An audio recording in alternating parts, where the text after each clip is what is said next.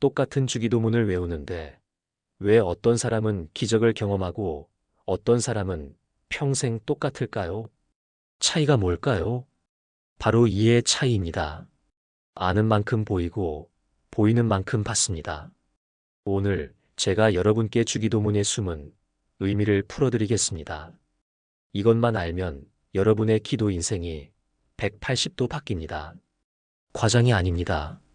제가 직접 경험했고 수많은 성도들이 증명했습니다. 예수님께서 주신 이 기도는 마법 주문이 아니라 천국으로 향하는 정확한 로드맵이라고 말씀드린다면 말입니다. 주기도문이 평범한 기도문이 아니라 예수님께서 치밀하게 설계하신 축복의 청사진이라고 말씀드린다면 말입니다. 이 짧은 기도문 속에 재정의 풍요, 자녀의 변화, 관계의 회복, 심령의 안정, 사업의 성공, 건강의 치유, 이 모든 것이 흘러들어오는 하늘의 법칙에 담겨 있다고 말씀드린다면 말입니다. 믿으시겠습니까? 사실 대부분의 그리스도인들이 범하는 가장 흔한 실수는 이 기도를 주문처럼 기계적으로 반복한다는 것입니다. 그저 외워서 기도만 하면 어떤 효과가 있을 거라고 착각하는 것입니다. 그러나 예수님께서 전하신 기도는 결코 무의미한 반복이 아니었습니다. 그것은 영적인 열쇠이며 보이지 않는 차원의 문을 여는 하늘의 비밀번호입니다. 그렇다면 왜 지금까지 그 축복을 누리지 못했을까요? 답은 명확합니다. 우리가 이 청사진을 올바르게 해석하지 못했기 때문입니다.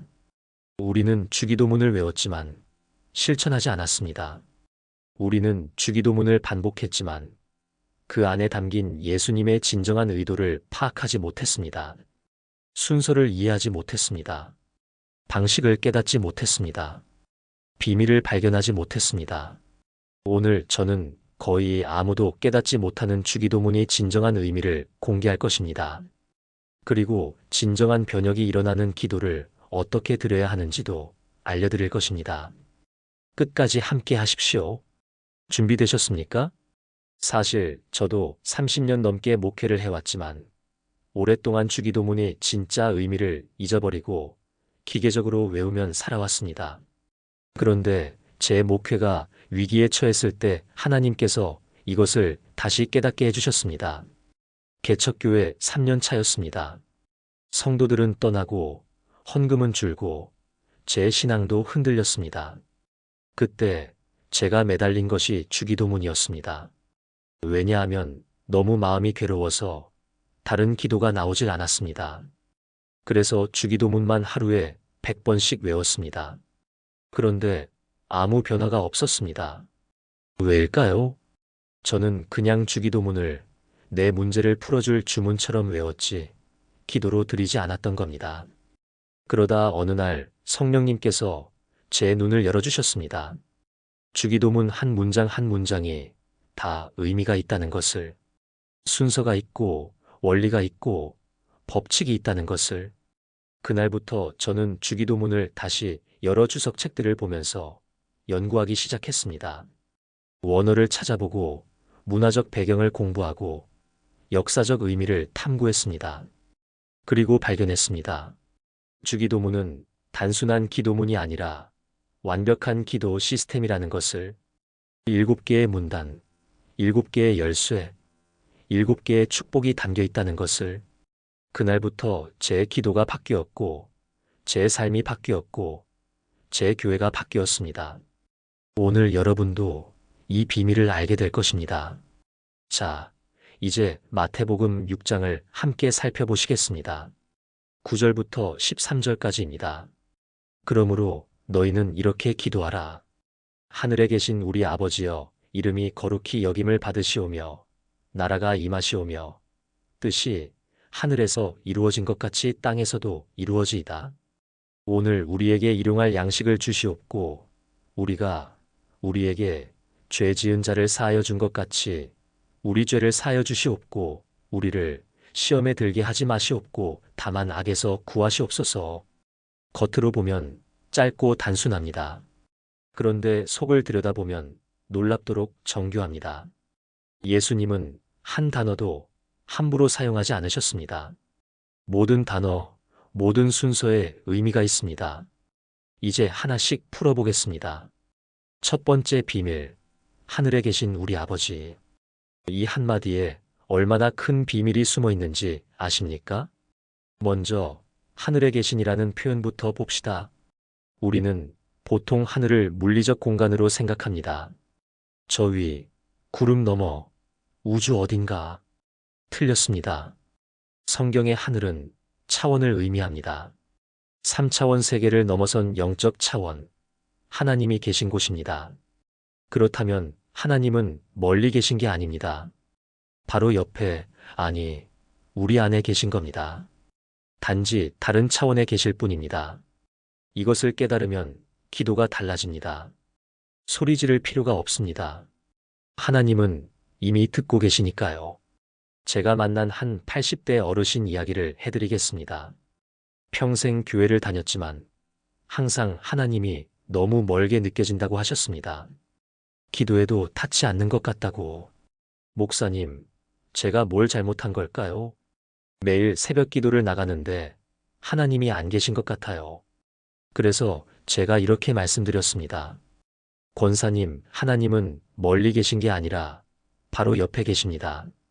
단지 우리 눈에 안 보일 뿐입니다. 이제부터 기도할 때 옆에 계신 하나님께 말씀드린다고 생각하세요. 멀리 있는 하늘을 보지 마시고 바로 옆을 의식하세요. 그분은 한 주 후에 저를 찾아오셔서 이렇게 말씀하셨습니다. 목사님, 정말 하나님이 바로 옆에 계신 게 느껴져요. 이제 기도가 대화가 되었어요. 마치 옆에 앉아서 이야기하는 것 같아요. 이것이 첫 번째 비밀입니다. 하나님은 가까이 계십니다. 사도행전 17장 27절을 보세요. 하나님은 우리 각 사람에게서 멀리 계시지 아니하도다. 멀리 계시지 않습니다. 가까이 계십니다. 여러분도 오늘부터 기도할 때 이것을 기억하세요. 하나님은 저 멀리가 아니라 바로 여기 계십니다. 큰 소리로 외칠 필요 없습니다. 속삭여도 들으십니다. 이것만 알아도 기도가 편해집니다. 두 번째 비밀, 우리 아버지. 왜 나의 아버지가 아니라 우리 아버지일까요? 여기 엄청난 비밀이 있습니다. 기도는 혼자 하는 것이 아닙니다. 우리라는 말에는 공동체가 포함되어 있습니다. 전 세계 모든 그리스도인, 역사 속 모든 성도가 함께하는 겁니다. 이게 왜 중요할까요? 혼자 기도하면 약하지만 함께 기도하면 강해지기 때문입니다. 한 사람이 천을 이기고 두 사람이 만을 이긴다는 말씀 기억하시죠? 우리라는 한 단어가 그 능력을 활성화시킵니다. 제가 상담한 한 고등학생이 있었습니다. 학교에서 심한 왕따를 당하고 있었습니다. 기도도 안 된다고, 혼자라고, 아무도 없다고 울었습니다. 목사님, 저는 너무 외로워요. 학교에도 친구가 없고, 교회에서도 어울리지 못하고, 기도해도 하나님이 들으시는지 모르겠어요. 그래서 제가 이렇게 말했습니다. 학생, 지금 이 순간에도 전 세계에서 수백만 명이 우리 아버지라고 기도하고 있어. 너도 그 우리에 포함되어 있어. 혼자가 아니야. 내가 우리 아버지라고 기도하는 순간, 너는 전 세계 모든 그리스도인과 연결되는 거야. 그 학생의 눈에서 눈물이 멈췄습니다. 아, 저도 우리인가요? 그렇습니다. 우리라는 한 단어가 외로움을 이깁니다. 그 학생은 그날부터 주기도문을 다르게 기도하기 시작했습니다. 우리 아버지라고 할 때마다 전 세계 성도들과 함께 기도한다고 생각했습니다. 그러자 놀라운 변화가 일어났습니다. 기도에 힘이 생겼습니다. 더 이상 혼자가 아니라는 확신이 생겼습니다. 그리고 몇 달 후 학교에서도 친구가 생기기 시작했습니다. 마음이 바뀌니까 관계도 바뀐 겁니다. 여러분도 그렇습니다. 여러분이 기도할 때 혼자라고 생각하지 마세요. 우리라고 기도하는 순간 여러분은 거대한 기도의 네트워크에 연결됩니다. 여러분의 기도가 약해도 다른 사람들의 기도가 여러분을 붙들어 줍니다. 이것이 교회의 능력입니다. 마태복음 18장 20절을 보세요. 두세 사람이 내 이름으로 모인 곳에는 나도 그들 중에 있느니라. 우리라고 기도하면 예수님도 함께 하십니다. 이것이 두 번째 비밀입니다. 세 번째 비밀, 아버지. 이게 가장 혁명적입니다. 당시 유대인들은 절대 하나님을 아버지라고 부르지 않았습니다. 너무 거룩하고 무서운 분이라서요. 이름도 함부로 부르지 못했습니다. 야훼라는 이름 대신 아도나이, 주님이라고 돌려서 불렀습니다. 그런데 예수님은 충격적인 말씀을 하셨습니다. 너희는 하나님을 아빠라고 부르라. 아빠, 아버지, 아바. 얼마나 친밀한 표현입니까? 당시 종교 지도자들은 이것을 신성모독이라고 생각했습니다. 어떻게 감히 전능하신 창조주를 아빠라고 부를 수 있느냐? 그런데 예수님은 그렇게 부르라고 하셨습니다. 왜일까요? 우리와 하나님의 관계가 종과 주인이 아니라 자녀와 아버지이기 때문입니다. 이것이 복음입니다. 우리는 하나님의 자녀입니다. 로마서 8장 15절을 보세요. 너희는 다시 무서워하는 종의 영을 받지 아니하고 양자의 영을 받았으므로 우리가 아빠, 아버지라고 부르짖느니라. 아빠라고 부를 수 있다는 겁니다. 제가 상담한 한 60대 사업가가 있었습니다. 평생 성공만 추구하며 살았는데 하나님이 항상 무섭게만 느껴진다고 했습니다.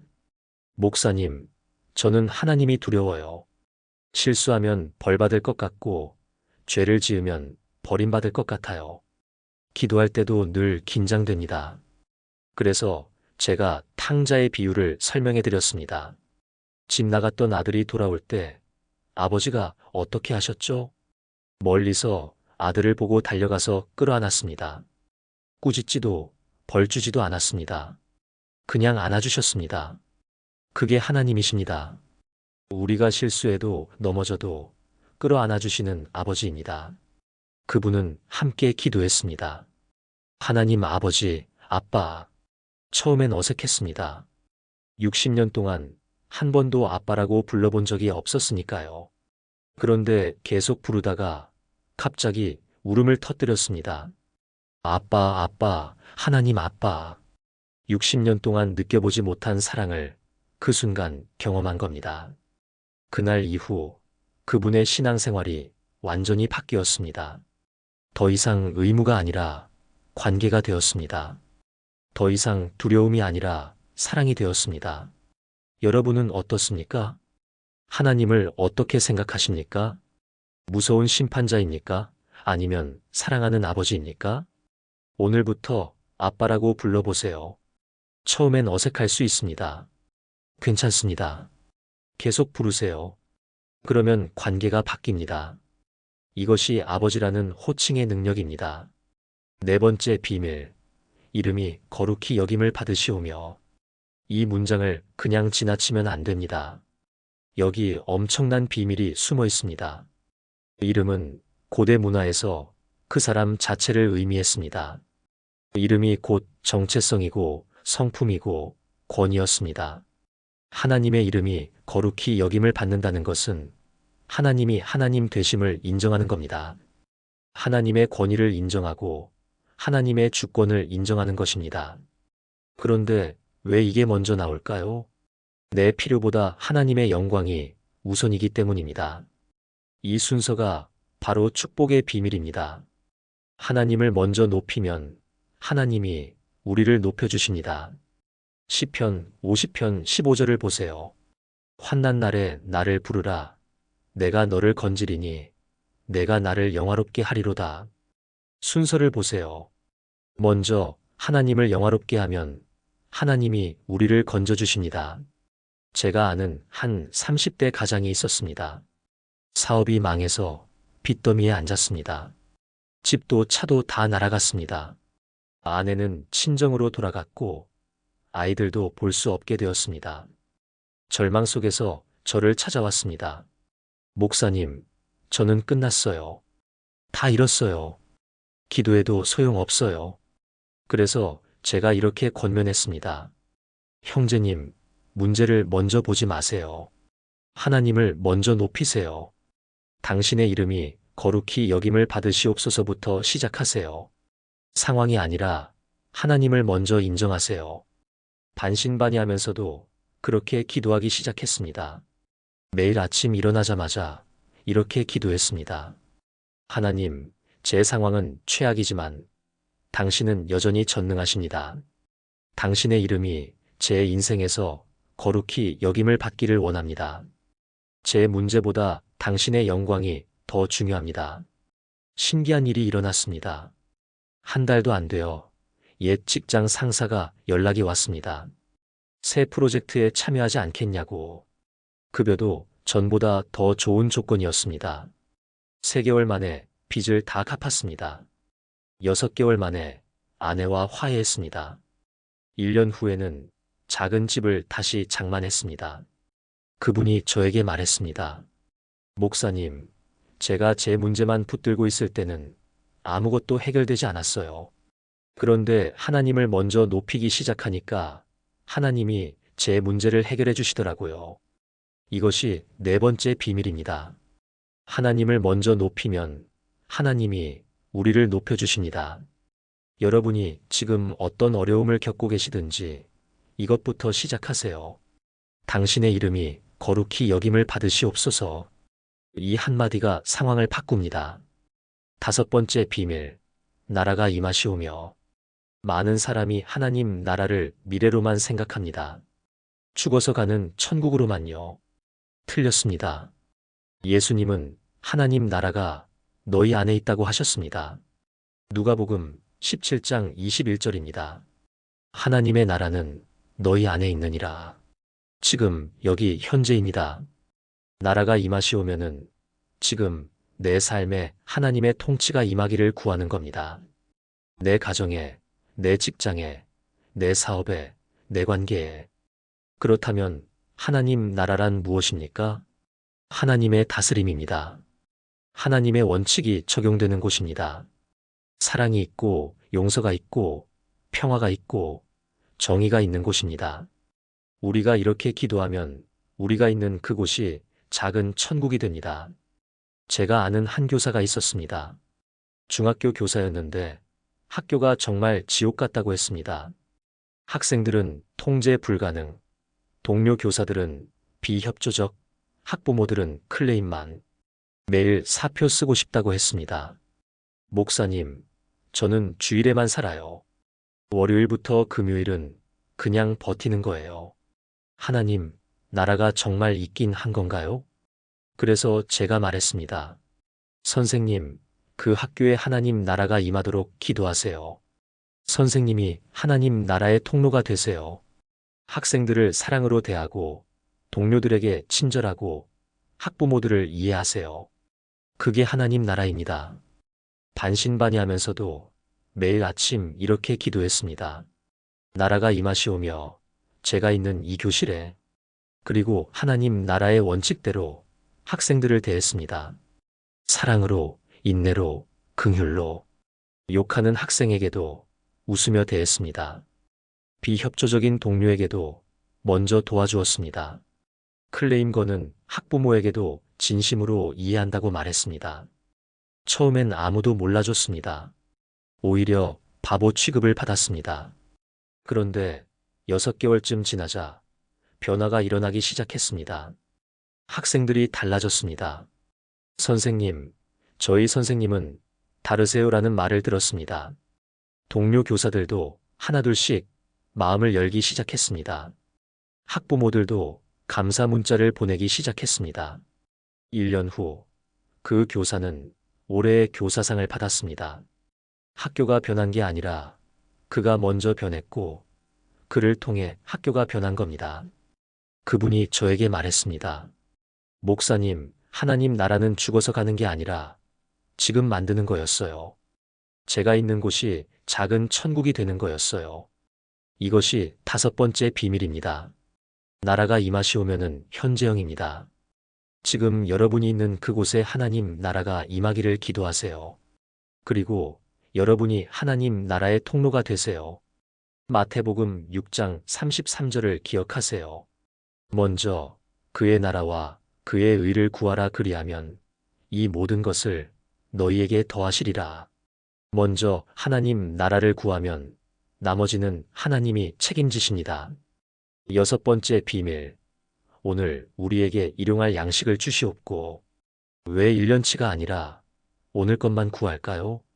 왜 많이 달라고 하지 않고 딱 오늘 것만 달라고 할까요? 여기 깊은 의미가 있습니다. 하나님은 우리가 매일매일 당신을 의지하기를 원하십니다. 광야의 만나처럼요. 출애굽기를 보면 하나님이 이스라엘 백성에게 40년 동안 매일 만나를 주셨습니다. 그런데 규칙이 있었습니다. 하루치만 거두라. 내일 것까지 욕심내서 거두면 썩어버린다. 왜 이런 규칙을 만드셨을까요? 하나님은 우리가 자립하는 게 아니라 의존하며 살기를 원하시는 겁니다. 매일매일 하나님을 바라보며 살기를 원하시는 겁니다. 현대인들은 반대로 삽니다. 최대한 많이 모아서 안전하게 살려고 합니다. 노후 대비, 비상금, 보험, 저축, 부동산, 물론 지혜로운 계획은 필요합니다. 그런데 그것이 하나님보다 더 든든한 보장이 되어서는 안 됩니다. 저희 교회에 나오시는 홀로 된 집사님의 이야기입니다. 남편이 교통사고로 세상을 떠나고 혼자 네 자녀를 키웠습니다. 보험도 없고 저축도 없고 그냥 일용직으로 하루하루 벌어서 살았습니다. 통장 잔고가 바닥날 때가 한두 번이 아니었습니다. 그런데 신기하게도 한 번도 굶은 적이 없다고 했습니다. 꼭 필요한 순간에 누군가 도와줬다고. 어떤 때는 교회 권사님이 쌀을 갖다 주시고, 어떤 때는 이웃집에서 반찬을 나눠주시고, 어떤 때는 전혀 모르는 분이 봉투를 놓고 가시고, 어떤 때는 갑자기 일거리가 들어오고, 그분이 저에게 이렇게 말씀하셨습니다. 목사님, 돈이 많았으면 하나님을 이렇게 가까이 경험하지 못했을 거예요. 매일 일용할 양식을 구하니까 매일 하나님을 만나요.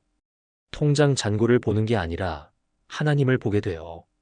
저에게는 은행 계좌보다 하나님이 더 확실한 보장이에요. 이것이 일용할 양식의 축복입니다. 잠언 30장 8절, 9절을 보세요.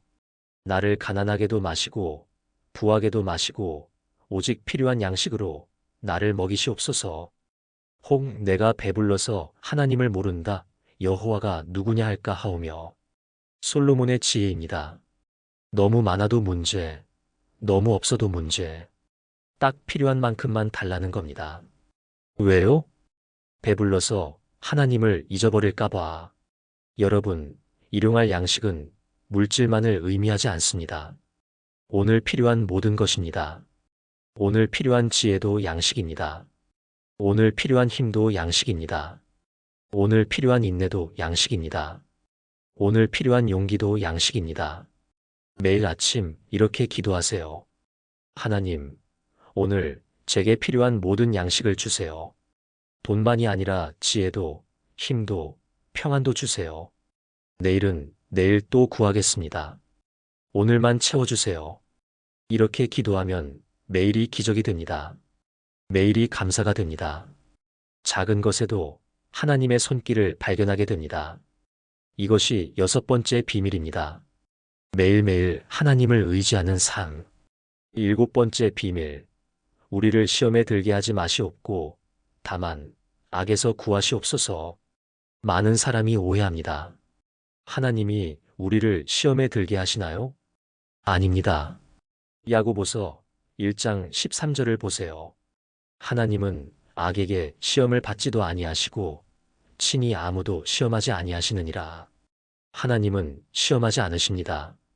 그렇다면 이 기도의 의미는 무엇일까요? 우리가 감당 못할 시험에 빠지지 않게 해달라는 겁니다. 그리고 지혜롭게 시험을 피하게 해달라는 겁니다. 시험은 이기는 게 목표가 아닙니다. 아예 안 만나는 게 최선입니다. 요셉을 보세요. 보디발의 아내가 유혹할 때 어떻게 했습니까? 설득했습니까? 타협했습니까? 아닙니다. 도망쳤습니다. 옷을 버리고 도망쳤습니다. 이것이 지혜입니다. 싸워서 이기는 게 아니라 피해서 이기는 겁니다. 제가 상담한 한 20대 청년이 있었습니다. 인터넷 도박에 빠져서 학교도 그만두고 빚만 늘어갔습니다. 끊으려고 했지만 계속 넘어졌습니다. 목사님, 저는 의지가 너무 약한가 봐요. 다시는 안 하겠다고 다짐해도 결국 또 하게 돼요. 제 자신이 너무 한심해요. 그래서 제가 말했습니다. 형제님, 싸우지 마세요. 피하세요. 의지력으로 이기려고 하지 마세요. 환경을 바꾸세요. 매일 아침 이렇게 기도하세요. 하나님, 오늘 저를 시험에 들게 하지 마소서. 제가 넘어질 만한 상황을 만나지 않게 해주세요. 그리고 구체적인 실천을 했습니다. 스마트폰에 도박 사이트 차단 앱을 깔았습니다. PC방 가는 길을 완전히 바꿨습니다. 도박하는 친구들과 연락을 끊었습니다. 대신 교회 청년부에 매일 나왔습니다. 새벽 기도도 나오기 시작했습니다. 처음 한 달은 정말 힘들었습니다. 하고 싶은 충동이 계속 올라왔습니다. 그런데 환경을 바꿔놨으니 할 수가 없었습니다. 2달째부터는 조금 나아졌습니다. 3달째는 더 편해졌습니다. 6개월 후에는 완전히 끊었습니다. 1년 후에는 폭학해서 학교를 다니기 시작했습니다. 그분이 저에게 말했습니다. 목사님, 싸워서 이긴 게 아니라 피해서 이긴 거예요. 환경을 바꾸고 매일 하나님께 보호를 구했더니 하나님이 지켜주시더라고요. 이것이 7번째 비밀입니다. 시험은 이기는 게 아니라 들지 않는 게 최선입니다. 고린도전서 10장 13절을 보세요. 사람이 감당할 시험 밖에는 너희가 당한 것이 없나니 오직 하나님은 미쁘사 너희가 감당하지 못할 시험 당함을 허락하지 아니하시고 시험 당할 즈음에 또한 피할 길을 내사 너희로 능히 감당하게 하시느니라. 하나님이 피할 길을 만드신다고 했습니다. 우리가 시험에 들게 하지 마소서라고 기도하면 하나님이 피할 길을 예비하십니다. 여러분이 연약한 부분이 있다면 정면으로 맞서지 마세요. 환경을 바꾸고 관계를 바꾸고 습관을 바꾸세요. 그리고 매일 이렇게 기도하세요. 하나님, 오늘 저를 시험에 들지 않게 지켜주세요. 제 연약함을 아시는 주님, 저를 보호해주세요. 이것은 비겁한 기도가 아닙니다. 지혜로운 기도입니다. 사랑하는 성도 여러분, 지금까지 7가지 비밀을 나눴습니다. 정리하겠습니다. 첫째, 하늘에 계시는 차원의 문제입니다. 하나님은 가까이 계십니다. 둘째, 우리는 공동체의 능력입니다. 여러분은 혼자가 아닙니다. 셋째, 아버지는 친밀함의 혁명입니다. 하나님은 사랑하는 아빠이십니다. 넷째, 이름이 거룩히 여김을 받으시오면은 우선순위입니다. 하나님을 먼저 높이세요. 다섯째, 나라가 임하시오면은 현재형입니다. 지금 여기서 하나님 나라를 만드세요. 여섯째, 일용할 양식은 날마다 의지함입니다. 매일매일 하나님을 바라보세요. 일곱째, 시험에 들게 하지 마시옵고는 지혜로운 회피입니다. 싸우지 말고 피하세요. 이 7가지를 알면 주기도문이 완전히 다르게 보입니다. 더 이상 형식이 아니라 능력입니다. 더 이상 암송이 아니라 기도입니다. 그런데 아는 것으로 끝나면 안 됩니다. 실천해야 합니다. 오늘부터 어떻게 하실 건가요? 제가 구체적인 방법을 알려드리겠습니다. 첫째, 주기도문을 천천히 들이세요. 빨리 외우지 마세요. 한 문장 한 문장 의미를 생각하며 천천히 들이세요. 하늘에 계신 우리 아버지라고 할 때 잠시 멈추세요. 하나님이 가까이 계심을 느끼세요. 이름이 거룩히 여김을 받으시오며라고 할 때 잠시 멈추세요. 하나님을 높이는 시간을 가지세요. 이렇게 천천히 들이면 5분이 걸립니다. 괜찮습니다.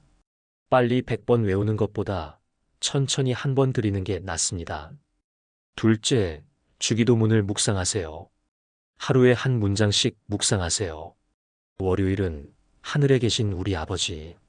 화요일은 이름이 거룩히 여김을 받으시오며. 수요일은 나라가 임하시오며. 이런 식으로 일주일 동안 주기도문을 묵상하세요. 그러면 주기도문이 살아납니다. 셋째, 주기도문을 적용하세요. 아는 것으로 끝내지 마세요. 삶에 적용하세요. 나라가 임하시오며를 묵상했다면 오늘 내가 있는 곳에서 하나님 나라를 실천하세요.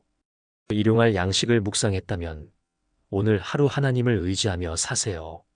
이렇게 적용하면 주기도문이 여러분의 기도가 됩니다. 사랑하는 성도 여러분, 2000년 전 갈릴리 언덕에서 예수님이 제자들에게 가르쳐 주신 이 기도, 이것은 단순한 기도문이 아닙니다. 완벽한 기도 시스템입니다. 7개의 열쇠입니다. 7개의 축복입니다. 오늘 여러분은 이 비밀을 알게 되었습니다. 이제 아는 것으로 끝내지 마시고 실천하세요.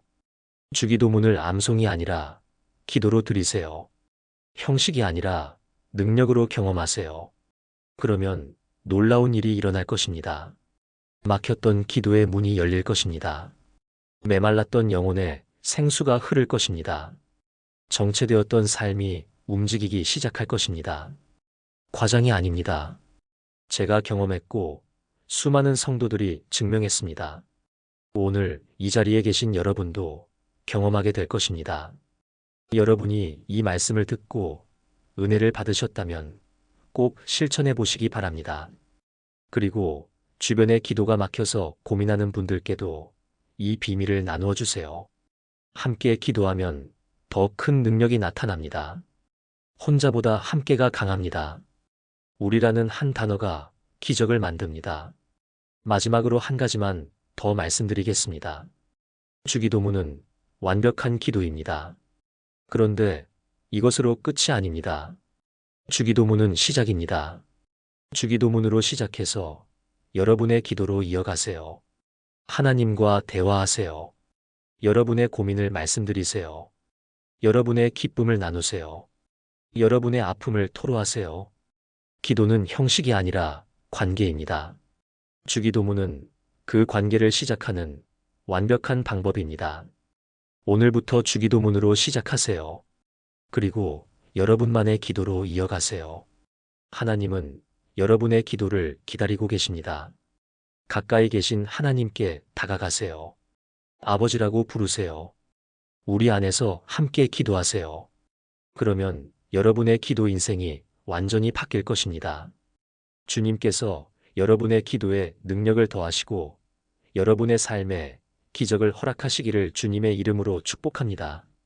여러분이 주기도문의 비밀을 깨닫고 날마다 하나님과 깊은 교제를 나누시기를 축복합니다. 여러분의 가정에 하나님 나라가 임하고 여러분의 직장에 하나님 나라가 임하고 여러분이 있는 모든 곳이 작은 천국이 되기를 축복합니다. 우리에게 언제나 좋은 것을 주시는 예수 그리스도의 이름으로 기도합니다. 아멘.